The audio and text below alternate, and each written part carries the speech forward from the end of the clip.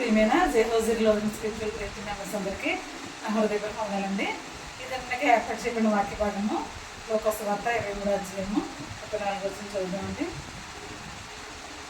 వారు ఆయన వస్త్రములు పంచుకున్నట్టుగా చీట్లు వేసుకుని చిన్న ప్రేయర్ చేస్తున్నాము. స్తోత్రం స్తోత్రం స్తోత్రం పరిశుద్ధుడు పరిశుద్ధుడు పరిశుద్ధుడు సర్వభూలోకమును సృజించి దానిని నీతితోనూ న్యాయంతోనూ పరిపాలించి చూపుని ఏర్పడుతున్నాము. దాన్ని వేసా మీ ఘనమైన పాదములకు లెక్కించిన వందనలు స్తోత్రములు చెల్లించుకుంటున్నాం తండ్రి. సర్వశక్తి గల దేవుడిగా మీరు ఉన్నారు. ఏమి ఇచ్చినప్పుడు మీరు తెచ్చలేము ప్రభావ. వాక్యం ఇచ్చిన ప్రతి ఒక్క బిడ్డను మీరు అట్లుగా దీవించి ఆశీర్వదించండి.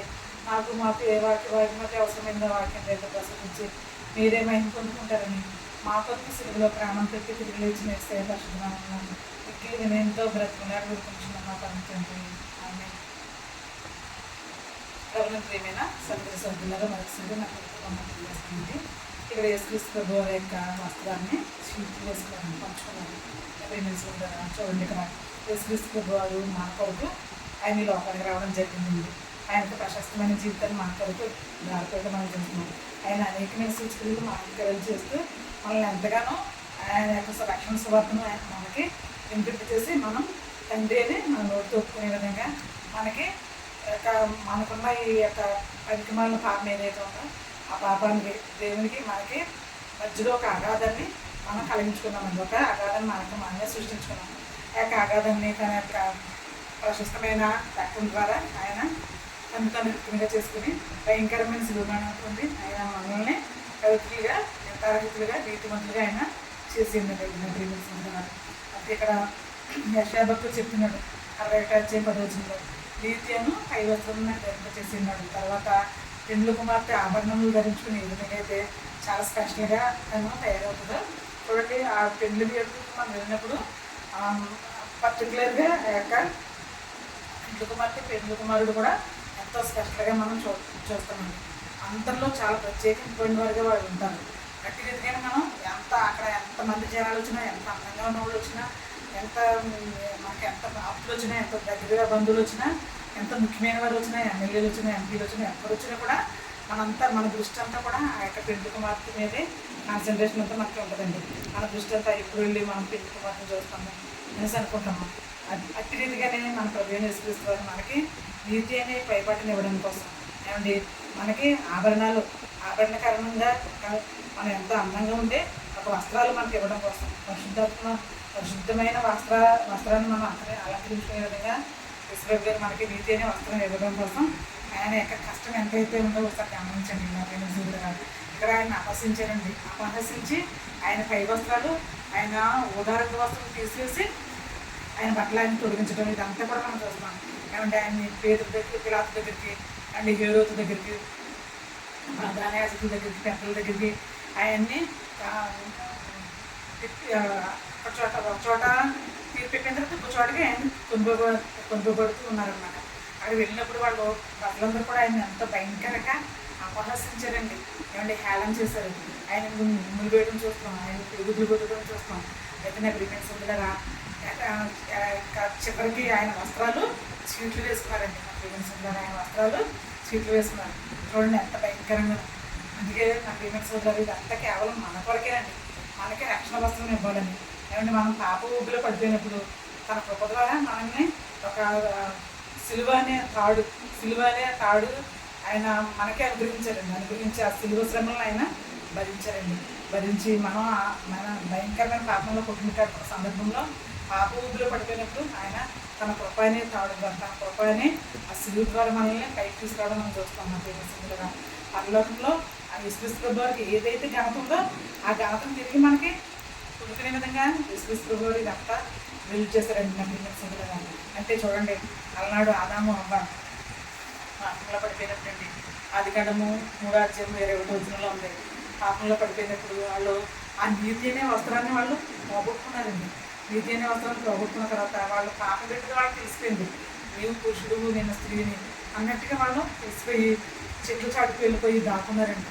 అంటే అప్పటి వరకు కూడా వాళ్ళు ఎంతో మహిమ శరీరంతో ఉన్నారు. అంటే అప్పటి వరకు వాళ్ళు ఎంతో మహిమ శరీరంతో ఉన్నారు. తండ్రి దేవుడు వచ్చినప్పుడు ఆదమ్మ అని పిలిస్తే ఎంతో చక్కగా సంతోషంగా ఆయన దగ్గరికి వెళ్ళి ఆయనతో చక్కగా చాలా ఫ్రెండ్లీగా ప్రతి విషయాన్ని షేర్ చేసుకునేవారు. అట్టి యొక్క ధన్యతని ఆదాము తన యొక్క భార్య అవ్వ మాట వినడం వల్ల, సాతాను ప్రోద్బలంతో వాళ్ళు పాపంలో పడిపోవడం వల్ల దేవుని యొక్క ఉగ్రతకి వాళ్ళు లోనే అయితే దేవుడికి క్షమించవాలని ఆదికాండం 3:20 ఏమండి చర్మపు చొక్కాయలను చేయించారంట. అప్పుడే అలనాడే చర్మపు చొక్కాయలను చేయించి యొక్క వస్త్రాలు, చర్మపు చొక్కాయలను వాళ్ళకి అనుగ్రహించడం మనం చూస్తున్నాం. ఆ యొక్క వస్త్రాలు వారు ధరించుకుని వాళ్ళ జీవితాన్ని కొనసాగించారండి. నా ప్రియమైన సహోదరులారా, ఇప్పుడైతే ఈ కాలంలో అయితే మనకి బాప్తిస్మం ద్వారా మనం నీతి అనే వస్త్రాన్ని మనం ధరించుకుంటున్నాం. అంటే బాప్తిస్మం అంటే మనం తప్పకుండా వాక్యాన్ని వినాలండి. వాక్యాన్ని విన్నప్పుడు మన పాప గుర్తుగా మనకు తెలుస్తుందండి. తెలిసినప్పుడు మనం తండ్రి నేను పాపం ఆ పాపకు క్షమించినైనా అని మనం అడుగుతాం. అడిగినప్పుడు తప్పకుండా దేవుడు తన గట్లగా మనం స్వీకరిస్తారండి. స్వీకరించినప్పుడు మనం బాప్తిస్మం పొందుకుంటాం. పొందుకున్నప్పుడు దేవుని యొక్క కుటుంబంలో సభ్యులుగా మనం జాయిన్ అవుతామండి. నా ప్రేమ సంబంధం అప్పుడు నీతి అనే వస్త్రాన్ని ఆయన మనకు ధరించేస్తాడు. ఏమంటే చూడండి, ముందు కూడా మనం చెప్తున్నాం ఏమండి, ఒక వివాహానికి అందరూ హాజరయ్యారు. అప్పుడు పెళ్లి వస్త్రం లేని వారిని యొక్క పెళ్లి పెద్ద మీరు వెళ్ళిపోండి, మీరు ఎవరో నాకు తెలియదు, మీకు పెళ్లి వస్త్రం మీకు ధరించుకుని రాలేదు కదా, అందుకని మీరు వెళ్ళిపోండి, మీరు తీసుకెళ్ళి చీకటి పుట్లో పడేయండి అని ఆయన ఆజ్ఞాపించడం, ఆ రాజుగారు ఆజ్ఞాపించడం మనం చూస్తున్నాం. నాకు అందుకే బాప్తిస్మం అనే వరాన్ని మనం పొందుకోవాలండి. పొందుకుని మన ప్రభువుని మనం నోటితో ఒప్పుకున్నప్పుడు తప్పకుండా దేవుడు మనకి నీతి అనే వస్త్రాన్ని ధరించేస్తాడు. అప్పుడు మనం ఆనంద గానంతో ఆయన యొక్క సన్నిధిలో మనం సంతోషించేవారుగా, ఆయన స్థుతించేవారుగా ఉంటామండి.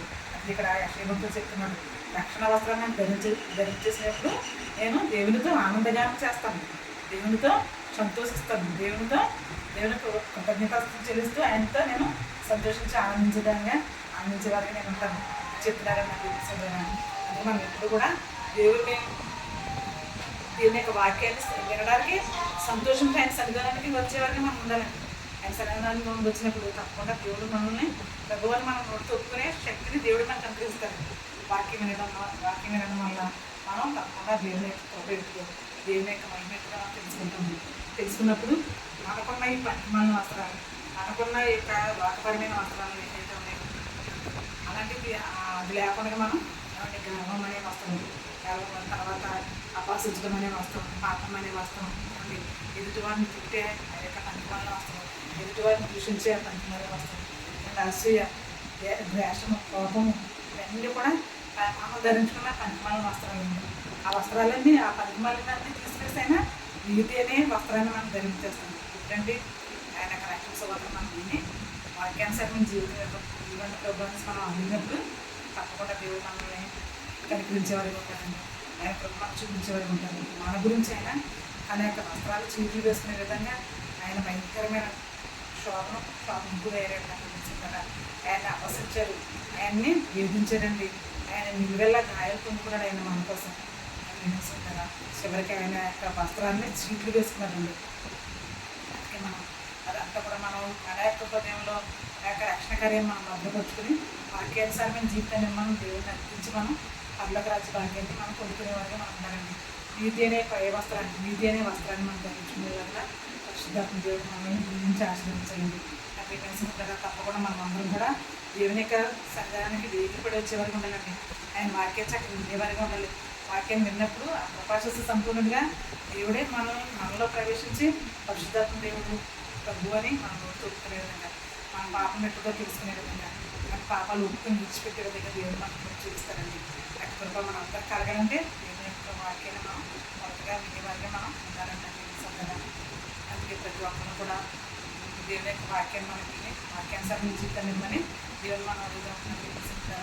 యొక్క ల్యాండ్ డేస్లో మనం ఇప్పుడు కూడా దేవుని సన్నిధానానికి ల్యాండ్ డేస్లోనే కదండి మన జీవితకాలం అంతా కూడా దేవుని ఆత్మతో సత్యంతో ఆరాధించే భాగ్యాన్ని దేవుడు మనకు అనుగ్రహించాలని మనం ప్రార్థించుకునేవారుగా, దేవుని సన్నిధానానికి వేదికపడి వచ్చేవారుగా, దేవుని యొక్క దీవెనలు పొందుకునేవారుగా ఉండేలాగా పరిశుద్ధాత్మ దేవుడు మనల్ని అందరినీ ఆయన వినికిడిలో దీవించి వాక్యాన్ని ఆయన వినికిడిలో దీవించి ఆశీర్వదించేదాకా.